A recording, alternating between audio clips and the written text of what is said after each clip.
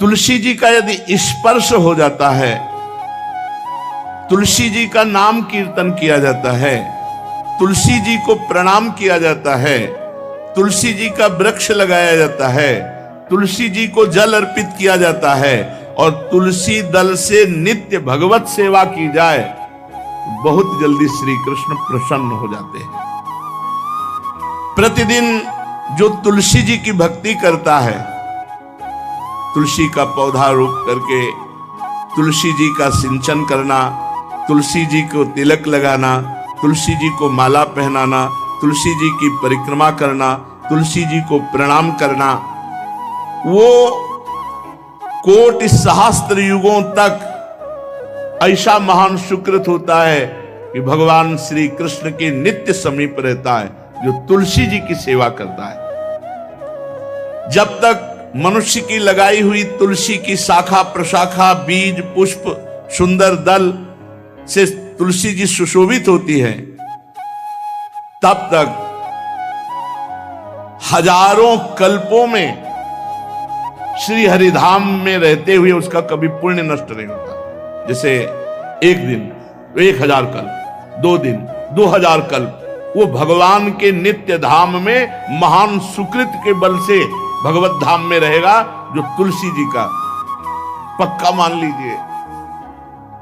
जब स्वयंसी में से तो तुलसी जी रोपण करके तुलसी जी का एक वन लगाया और रोज नवीन नवीन मंजरी तुलसी दल लेकर प्रभु के चरणों में, कहीं न कहीं तुलसी जी की कृपा हुई। वृंदावन, ये वृंदा अधिष्ठात्री देवी वृंदावन की है, इनकी कृपा के बिना। हे चंद्रादने, संपूर्ण पत्रों और पुष्पों को जो उतार करके सम्मान पूर्वक पहले प्रार्थना करनी चाहिए। हे वृंदा देवी, हे तुलसी जी, भगवान श्री हरि की पूजा के लिए या प्रियाजू की पूजा के लिए हम आपके कुछ मंजरी, कुछ दल लेकर के सेवा करना चाहते हैं, आप कृपा करके मुझे दीजिए। और फिर उतार दें, ऐसे नोचना नहीं, बहुत सम्मान से, बहुत प्यार से, तो तुलसी जी प्रसन्न होते हैं। जो मनुष्य तुलसी दल से श्री हरि की पूजा करता है, कोई भी पाप उसका स्पर्श नहीं कर सकता। पूर्व में किया हुआ कोई भी पाप उसको दंड नहीं मिलेगा, जो तुलसी जी की आराधना नित्य करता है।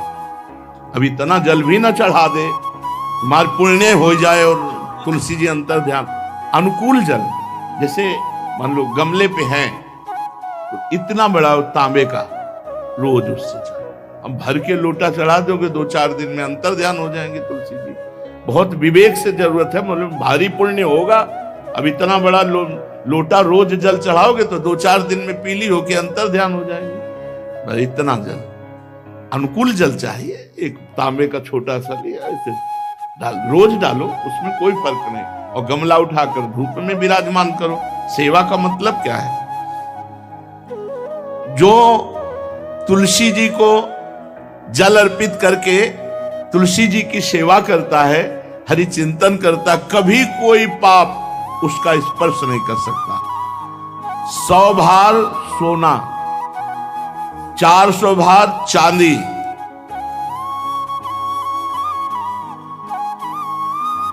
का जो दान करने का फल होता है, वो एक तुलसी दल उतार, जो अपने द्वारा लगाई हुई तुलसी दल, वो हरि के चरणों में अर्पित करो। ये 100 भार सोना और चांदी बराबरी नहीं हो सकती।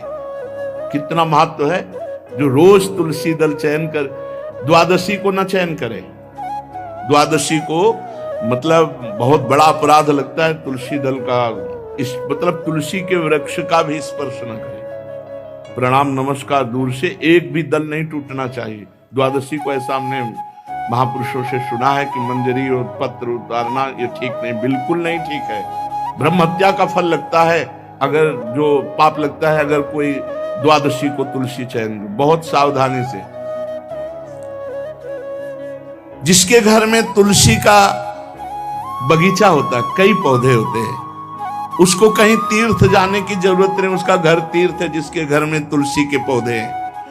और यमराज कभी उस घर में किसी भी मरने वाले को लेने नहीं आएंगे। जिसके घर में तुलसी, लगा लो भैया तुलसी लगा लो घर में, काहे कोई यमराज को आने दोगे, सबके घर में तुलसी। कितना सुंदर पहले था, घर में आंगन होते थे, आंगन में एक बहुत बड़ा, और फिर उसमें तुलसी जी, और फिर उसमें 2-4 नर्मदेश्वर शालिग्राम ऐसे, और फिर घर का हर व्यक्ति जल चढ़ाना, प्रणाम करना, नमस्कार करना, 4 पर। कितनी पवित्र पद्धतियां हमारी थी। जब रसोई बने पहली गाय के लिए, फिर कुछ पक्षियों के लिए, फिर कोई संत महात्मा, कोई भिक्षु, ऐसा कितना पवित्र व्यवहार। यहाँ जैसे हमने देखा है, ये रसोई बन रही ना, तो धुआं नहीं खत्म होने पाता, वो ही सब अपवित्र किए हुए हैं, राक्षसी बुद्धि आती चली जा रही। तुलसी जी, ये भागवती को वस्तु है। हमें लगता है बालकनी तो होती ही, बढ़िया बालकनी में एक ऐसा उठाने धरने वाला स्टैंड लोहे का रखो कि तुलसी जी को विराजमान कर दो। जिसके घर में तुलसी जी विराजमान होती है, उसके घर में यमराज कभी नहीं जाते। जो तुलसी जी का सेवन करता है, उसकी सारी कामनाएं तुलसी जी पूर्ण कर देती है। तुलसी जी को लगाना, तुलसी जी का पालन करना, तुलसी जी को सिंचन करना, तुलसी जी का दर्शन करना, तुलसी जी का स्पर्श करना, मनुष्य के द्वारा जो मन, वाणी और शरीर से पाप हो गए, सबको तुलसी महारानी क्षमा कर देती है, दग्ध कर देती है। पुष्कर आदि तीर्थ, गंगा आदि परम पावन नदियां, ये सब जो स्नान आदि, अवगाहन आदि करने का फल देते हैं, वो केवल तुलसी जी घर में विराजमान है, उसको फल मिल जाएगा। कितने बढ़िया। जो तुलसी जी की नवीन मंजरी प्रभु के चरणों में अर्पित करके प्रणाम करता है, वो चाहे कितना भी अपराध किए हो, वो कभी यमपुरी को नहीं देखेगा, कभी यमराज के पास नहीं जाएगा। जो मनुष्य तुलसी काष्ठ का घिसा हुआ चंदन लगाता है, उसके सारे संचित भस्म हो जाते हैं, और क्रियमाण जो वर्तमान, वो कभी उसको बांध नहीं सकते। तुलसी जी का काष्ठ का घिसा हुआ चंदन। जिसके घर में तुलसी की छाया होती है, वहां पितरों को अपने आप कल्याण प्राप्त हो जाता है।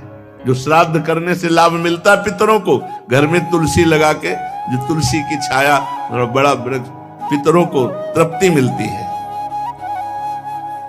चतुर्भुज ब्रह्मा जी सारंग धनवा श्री हरि के महामहिम स्वरूप की अनुभूति करने के लिए भी कहा है कि तुलसी जी का महान महात्म्य, अगर तुलसी जी का सेवन करे तो भगवान श्री हरि की महिमा को जान जाएगा।